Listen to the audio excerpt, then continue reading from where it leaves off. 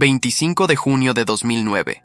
La mansión alquilada en Holmby Hills, Los Ángeles, era un templo de silencio y sombras, roto de repente por el pánico. Adentro, el hombre que una vez había detenido al mundo con un solo grito y un paso de baile, Michael Jackson, yacía inerte. Lo que se suponía era el refugio de una leyenda en preparación para su regreso triunfal en Londres, la serie de conciertos This Is It, se había transformado en una escena de emergencia médica frenética. A la 1:07 de la tarde, la llamada al 911 notificaba un paro cardíaco, pero cuando los paramédicos llegaron, encontraron al Dr. Conrad Murray, su médico personal, realizando compresiones torácicas de manera desordenada en una cama. El cuerpo de Jackson, anormalmente delgado y pálido, no respondía. Ya estaba frío. La noticia se filtró a la prensa como un relámpago, pasando de rumor improbable a confirmación devastadora en cuestión de minutos. Los canales de televisión detuvieron sus programaciones. Las bolsas de valores sintieron el temblor. El rey del pop, a los 50 años, se había ido. Pero esta muerte no fue solo una tragedia biológica. Fue el punto final de una década de decadencia. Un desenlace oscuro y solitario provocado por presiones profesionales insoportables y, lo más crucial, una dependencia fatal a potentes anestésicos administrados en secreto. La escena en la habitación de Jackson no era solo la de una muerte, sino la de un crimen farmacéutico. Archivo Letal entra ahora en los detalles forenses y los testimonios ocultos para desentrañar el cóctel letal que puso fin a la vida del artista más grande de nuestra generación. Para entender el colapso final, debemos mirar atrás, al brillo cegador que consumió a Michael Jackson. Su vida fue una anomalía. Una existencia robada, convertida en espectáculo desde la niñez por la tiranía artística de su padre, Joe Jackson. Michael no tuvo una infancia. Tuvo ensayos, grabaciones y el rugido de la multitud que se hizo su única zona de confort. La presión era constante, forjando no solo un artista inigualable, sino también una personalidad profundamente herida, eternamente buscando la inocencia perdida en los confines de Neverland. A medida que crecía, su genio se expandió hasta eclipsar cualquier otro fenómeno musical. Thriller, lanzado en 1982, no fue solo un álbum, fue un evento cultural global que redefinió la música, el videoclip y la forma en que las celebridades interactuaban con el mundo. Michael Jackson era intocable, un mito viviente, el Guaco Yaco, que a pesar de las excentricidades y las transformaciones físicas que lo distanciaban progresivamente de su identidad original, seguía siendo adorado por miles de millones. Sin embargo, detrás del guante enjollado y la sonrisa meticulosamente ensayada, la maquinaria de Jackson estaba desmoronándose bajo el peso de su propia fama. La necesidad de superar cada éxito anterior era paralizante. El escrutinio público sobre su apariencia, sus cirugías y, especialmente, las crecientes acusaciones de conducta inapropiada con menores a principios de los 90 comenzaron a erosionar su fortuna y su estabilidad mental. La presión financiera, alimentada por un estilo de vida faraónico y costosas batallas legales, era inmensa. En el nuevo milenio, Michael Jackson ya no era solo un músico, era un imperio en riesgo de bancarrota. La serie de conciertos This Is It, anunciada como su gran regreso en 2009, no era un simple capricho artístico, sino una obligación económica desesperada. Necesitaba ese dinero, y sus promotores lo sabían. Le habían vendido 50 shows en la O2 Arena de Londres, una carga física y mental que habría quebrado a cualquier artista, y mucho más a alguien cuyo cuerpo ya estaba desgastado por décadas de actuaciones extenuantes, lesiones crónicas, y como pronto descubrirían los forenses, un arsenal químico diseñado para mantenerlo funcionando contra toda lógica biológica. La estrella, en sus últimos meses, no brillaba, parpadeaba. Estaba exhausto, paranoico y completamente dependiente de terceros para gestionar su salud, sus finanzas y, trágicamente, su sueño. La inocencia de la niñez que buscaba en sus cuentos de hadas y juegos se había trocado en una pesadilla controlada, donde el único escape posible era la inconsciencia química. La fama había cobrado su precio final, dejando una cáscara frágil, lista para ser quebrada por el más mínimo error. Este regreso no era la celebración que se prometía, era una trampa mortal tendida por la presión y el insomnio crónico que lo había acosado durante años. La necesidad de dormir se había convertido en su enemigo más peligroso, y el camino para silenciar esa necesidad llevó directamente a la camilla de la autopsia. Las semanas previas a junio de 2009 fueron una coreografía de negación y desesperación. Jackson estaba ensayando ferozmente, intentando ponerse a tono para los 50 conciertos en Londres. Los videos de los ensayos muestran destellos del genio que fue, pero los testigos detrás de escena pintaron un retrato mucho más sombrío. Jackson llegaba tarde a los ensayos, a menudo desorientado. Había momentos en que su voz fallaba, o su memoria lo traicionaba al olvidar pasos icónicos que había ejecutado miles de veces. Su equipo, tanto los bailarines como los directores, notaron su deterioro físico. Estaba perdiendo peso a un ritmo alarmante, y su capacidad de concentración era casi inexistente. Algunos miembros del equipo estaban preocupados, pero el miedo a ser despedidos por cuestionar al rey o a su equipo médico era un poderoso silenciador. El centro de esta crisis era su incapacidad para conciliar el sueño. Michael Jackson, debido a años de trauma, dolor crónico y la intensidad de su mente, no podía dormir de manera natural. Recurría a sedantes cada vez más potentes, pero el cuerpo desarrollaba rápidamente tolerancia. Esta búsqueda desesperada por la paz nocturna lo llevó a una peligrosa escalada farmacológica. Aquí es donde entra en juego el Dr. Conrad Murray, contratado a un precio astronómico, $150,000 al mes. Murray no era solo un médico, era el proveedor de un servicio exclusivo y letal. El principal deseo de Jackson era dormir durante 8 horas ininterrumpidas, algo que los medicamentos orales ya no lograban. Murray, a pesar de su juramento hipocrático y sin ser un anestesiólogo, accedió a la peligrosa petición de Jackson, la administración de Propofol. El Propofol, conocido como leche de amnesia en los quirófanos por su apariencia blanquecina, es un anestésico de acción rápida, generalmente utilizado para inducir comas o cirugías mayores en entornos hospitalarios controlados. Su uso requiere monitoreo constante de la respiración y el ritmo cardíaco. Sin embargo, en la mansión de Holmby Hills, Murray lo usaba de forma rutinaria como una ayuda para el sueño, en total violación de todos los protocolos médicos. Testimonios posteriores revelaron que Jackson, en su desesperación, a veces le suplicaba a Murray por el medicamento. Un hombre que había amasado miles de millones de dólares, reducido a rogar por horas de inconsciencia. Esta dependencia del Propofol no solo era adictiva, era corrosiva para sus funciones vitales. El Propofol deprimía su respiración. A medida que se acercaba el día de su muerte, los registros muestran que Michael estaba cada vez más débil. Un hombre destinado a actuar ante millones dependía de un goteo intravenoso para sobrevivir a la noche, y un médico contratado por dinero estaba dispuesto a suministrarlo, ignorando los gritos silenciosos de advertencia de un cuerpo al borde del colapso total. La premonición no era un susurro, era una jeringa a la espera de ser empujada. Las últimas 24 horas de Michael Jackson fueron una oscilación brutal entre la exigencia pública de su arte y la decadencia privada de su fisiología. El 24 de junio de 2009, Jackson realizó su último ensayo en el Staples Center de Los Ángeles. A pesar de su fragilidad, ese día logró un rendimiento que recordó al mundo por qué era el rey.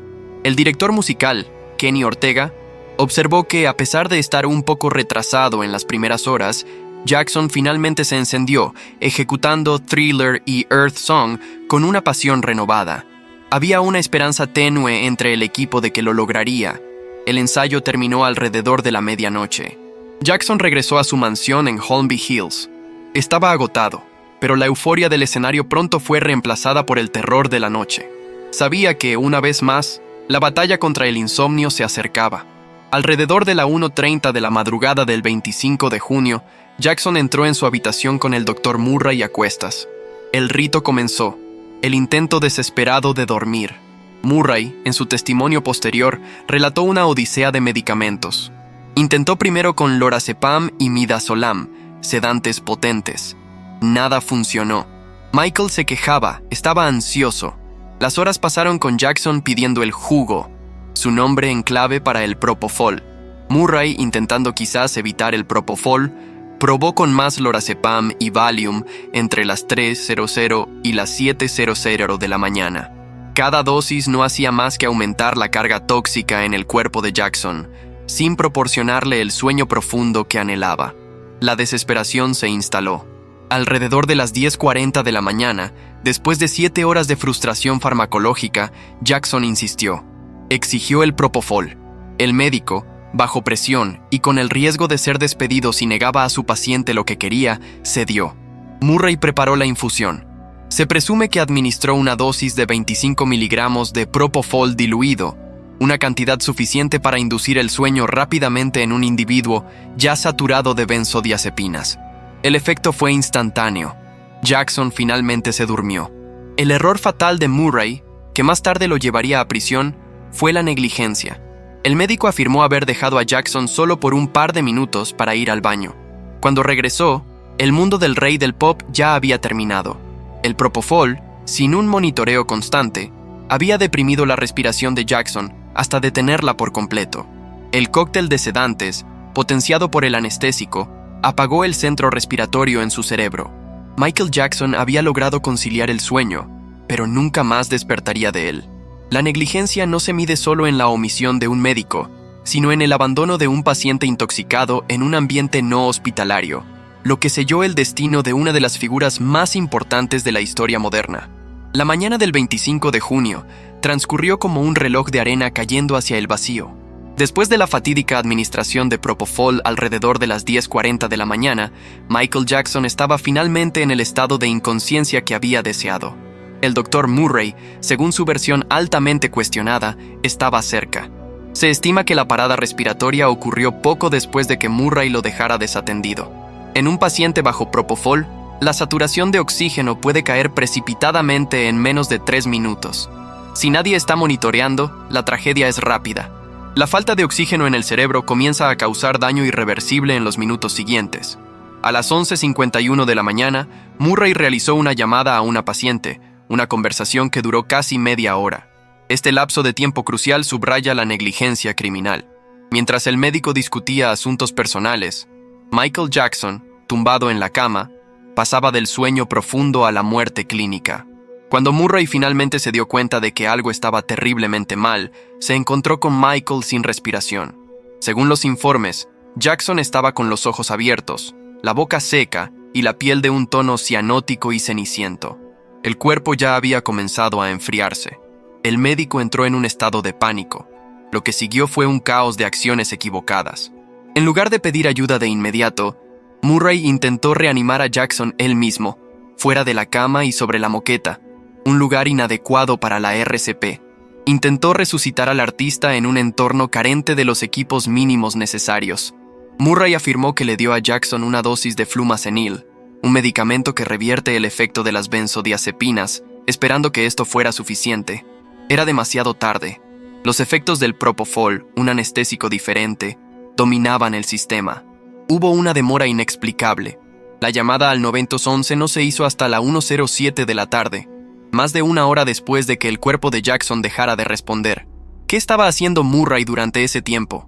La teoría de la fiscalía sugirió que Murray estaba ocupado intentando ocultar la evidencia de su crimen: las botellas de propofol, las jeringas y los equipos de goteo intravenoso. Quería transformar una escena de sobredosis controlada en una simple parada cardíaca. Cuando el equipo de paramédicos finalmente entró, la escena era extraña.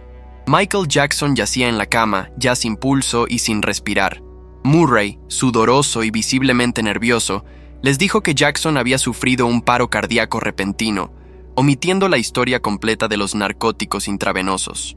Los paramédicos notaron que el cuerpo estaba inusualmente cálido en el pecho, pero frío en las extremidades, una señal de que el paciente había estado muerto durante algún tiempo antes de que comenzaran los esfuerzos de reanimación. A pesar de los intentos desesperados de RCP, el daño cerebral por falta de oxígeno era irreversible. El rey del pop fue declarado muerto a las 2:26 de la tarde en el centro médico Ronald Reagan de la UCLA. El silencio de la mansión se había roto, pero la verdad de la habitación principal apenas comenzaba a salir a la luz. La escena del dormitorio principal, que los investigadores forenses examinaron meticulosamente en las horas siguientes, contaba una historia muy diferente a la que el Dr. Murray había presentado. No era una simple parada cardíaca, era la conclusión desordenada de una clínica clandestina de anestesia. Los detectives se centraron inmediatamente en la mesita de noche junto a la cama. Lo que encontraron fue una mezcla explosiva de farmacéuticos, Había viales vacíos y parcialmente usados de midazolam, lorazepam y, lo más incriminatorio, varios frascos de propofol. Estos anestésicos, bajo circunstancias normales, nunca deberían encontrarse fuera de un entorno hospitalario debidamente equipado. Su presencia en la habitación de Jackson era la prueba de la administración regular e irresponsable. La habitación en sí era espartana y oscura, con cortinas pesadas para bloquear la luz, creando un ambiente perfecto para dormir, pero terrible para monitorear a un paciente. Las herramientas de la muerte estaban esparcidas: un soporte de goteo intravenoso, botellas de solución salina y lo que parecía ser una bolsa médica tirada en el suelo, que Murray insistió en que los guardias de seguridad debían retirar antes de que llegaran los detectives. Esta bolsa se convirtió en una pieza clave de evidencia, conteniendo más viales de los medicamentos letales. La descripción del cuerpo de Michael Jackson ofrecía pistas sobre su estado de salud general. Estaba extremadamente delgado, pesando solo 136 libras, y mostraba signos de deshidratación severa. Lo más impactante fue lo que encontraron los paramédicos y luego los forenses: múltiples marcas de pinchazos en el cuerpo, principalmente en los brazos, evidencia de una dependencia crónica a las inyecciones. No todas estas marcas estaban relacionadas con el propofol, sino que indicaban un historial de búsqueda de alivio farmacológico para el dolor y el insomnio. Además de los medicamentos, la policía encontró otros detalles inquietantes. Había una cantidad impresionante de oxígeno terapéutico en la habitación, con tanques portátiles, lo que sugería que Jackson no solo usaba sedantes, sino que requería ayuda para respirar. También encontraron ropa interior de niño, un detalle que, aunque no era relevante para la causa de la muerte, inmediatamente alimentó el circo mediático que rodeaba su vida privada y las controversias de abuso infantil que lo habían perseguido. La escena fue preservada como una escena de crimen. El oficial forense tomó posesión del cuerpo y comenzó la cadena de custodia de las pruebas. La prioridad ahora era determinar si la mezcla de medicamentos era accidental o si la negligencia del Dr. Murray había cruzado la línea hacia el homicidio. La policía tenía la evidencia química. El siguiente paso crucial era la autopsia, que desvelaría la verdad exacta sobre lo que el cuerpo del rey del pop había soportado en sus últimos meses de vida. La verdad forense estaba a punto de destruir la narrativa de la muerte natural que el mundo estaba dispuesto a aceptar. La autopsia de Michael Jackson, realizada por el Dr. Christopher Rogers, fue más que un examen de un cuerpo. Fue el análisis final de una vida consumida por la fama y la farmacología. El informe forense de 51 páginas fue brutalmente honesto y desmanteló cualquier posibilidad de que la muerte fuera natural. El informe preliminar confirmó la extrema delgadez y el deterioro físico. Con solo 136 libras para una altura de 1,75 metros, Jackson estaba al borde de la anorexia. El cuerpo mostraba signos de múltiples procedimientos cosméticos a lo largo de los años, incluyendo tatuajes cosméticos en los labios y en las cejas. Pero la parte más crucial del examen fue la toxicología. Los análisis de sangre revelaron la presencia de un cóctel de 6 potentes fármacos. La concentración de propofol era la más alarmante: 3,1 miligramos por litro de sangre. Esta es una dosis letal, comparable a la que se utiliza para la anestesia general profunda en quirófano. La presencia de lidocaína también fue notable, a menudo utilizada para aliviar el dolor en la vena antes de la inyección de propofol, confirmando el método de administración intravenosa. Además del propofol, el cuerpo de Jackson estaba saturado de benzodiazepinas. Se encontraron concentraciones significativas de lorazepam, Valium y midazolam. Estos medicamentos son depresores del sistema nervioso central. Cuando se combinan, su efecto es sinérgico y altamente peligroso. Potencian la depresión respiratoria, haciendo que el propofol, incluso en dosis moderadas, sea letal. El Dr. Rogers dictaminó la causa de la muerte como intoxicación aguda por propofol, en combinación con los efectos del lorazepam y otros sedantes. La forma de la muerte fue clasificada como homicidio, homicide, lo que en la terminología forense simplemente significa que la muerte ocurrió por las acciones de otra persona, sin necesariamente implicar intención de matar. En este caso, la negligencia y la mala praxis del Dr. Murray fueron las responsables directas. Curiosamente, el informe señaló que Jackson era, aparte de su dependencia a los fármacos y su delgadez, un hombre relativamente sano para su edad. Sus órganos internos estaban en buen estado. No había signos de enfermedad cardíaca avanzada ni de otras patologías fatales. El problema no fue su corazón, sino el veneno que se le inyectó directamente para silenciar su insomnio. La autopsia refutó la teoría de Murray de que Jackson podría haberse autoadministrado el propofol. La vía intravenosa y la compleja infraestructura de goteo necesaria para el propofol requerían conocimientos médicos y una preparación que el artista no poseía. Los forenses y la policía concluyeron que el Dr. Murray era la única fuente de la droga letal y que su abandono del paciente después de la administración constituyó la negligencia final. Los resultados de la autopsia no solo cerraron el caso sobre la causa de la muerte, sino que abrieron el camino a la acusación penal contra Conrad Murray. El impacto de la muerte de Michael Jackson fue sísmico, un fenómeno global que oscureció incluso los funerales de figuras de Estado. Millones de personas en todo el mundo se reunieron para llorar la pérdida de un icono cuya música había definido generaciones. El servicio conmemorativo público, celebrado en el Staples Center, el mismo lugar donde había realizado su último ensayo, fue una mezcla de espectáculo y dolor genuino. El féretro de oro, cubierto de rosas, estaba en el centro del escenario. Figuras como Mariah Carey, Usher y Stevie Wonder ofrecieron tributos. Sin embargo, fue la aparición de su hija, Paris Jackson, entonces de 11 años, la que detuvo al mundo.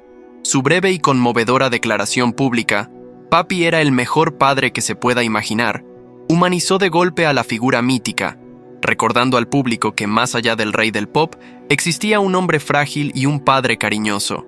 Mientras el mundo lloraba, la investigación avanzaba implacablemente. La clasificación de la muerte como homicidio convirtió el caso en una investigación penal de alto perfil. El Dr. Conrad Murray fue arrestado y acusado de homicidio involuntario. El juicio, que tuvo lugar en 2011, fue un drama televisado donde los detalles íntimos y perturbadores de los últimos meses de Jackson salieron a la luz. La defensa de Murray intentó culpar a Jackson, alegando que se había autoadministrado las drogas, pero el jurado no fue convencido por esta narrativa. La evidencia de la negligencia extrema, el uso de propofol en casa, la falta de equipo de monitoreo y la tardanza en llamar a emergencias fue irrefutable. Murray fue condenado y sentenciado a 4 años de prisión. A pesar de la condena, la muerte de Jackson dio origen a un torbellino de teorías de conspiración. Los más fervientes seguidores se negaron a aceptar que el rey del pop había muerto por la negligencia de un solo médico. Las teorías iban desde la intervención de poderosas farmacéuticas hasta complots para robar su catálogo musical. La narrativa más persistente, alimentada por la propia familia Jackson, fue la sospecha de que la promotora AEK Live había ejercido una presión insoportable sobre el artista, forzándolo a seguir adelante a pesar de su condición, lo que en última instancia llevó a la contratación del Dr. Murray y su fatal arsenal de drogas. Aunque la justicia penal se centró en Murray, el juicio civil posterior contra AEG Live expuso el lado oscuro de la industria del entretenimiento. El jurado finalmente exoneró a AEG, pero el proceso reveló cuánto se había sacrificado la salud de Michael Jackson en el altar de las ganancias. La pregunta que sigue resonando es si Michael Jackson fue asesinado por una dosis excesiva o si fue una víctima de un sistema que exigía su brillo hasta el último aliento. El 25 de junio de 2009 marcó el fin de una era y el inicio de un mito aún más complejo. Michael Jackson, el hombre que soñó con Peter Pan y bailó con robots, se desvaneció, dejando tras de sí un vacío inmenso y una de las discografías más importantes de la historia. Pero su legado no es solo musical, es una advertencia sombría sobre el costo de la fama extrema y la explotación. Hoy, la figura de Jackson está permanentemente dividida entre el artista sin igual y la víctima trágica.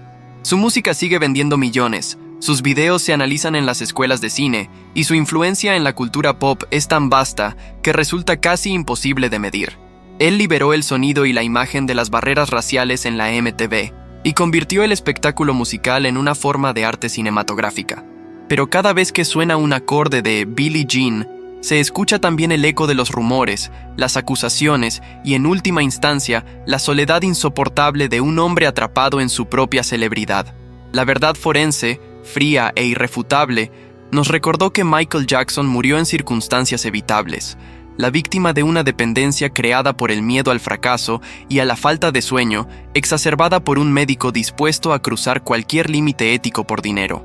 Su muerte fue un fallo sistémico, un fracaso de su entorno para protegerlo, un fracaso de la medicina para anteponer la salud a la conveniencia, y un fracaso de la propia industria que lo exprimió hasta su última gota de talento.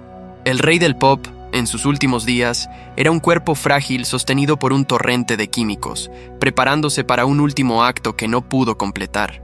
Su historia es el epítome del glamour de Hollywood, que esconde un horror silencioso, donde las luces del escenario son solo un foco que ilumina la desesperación.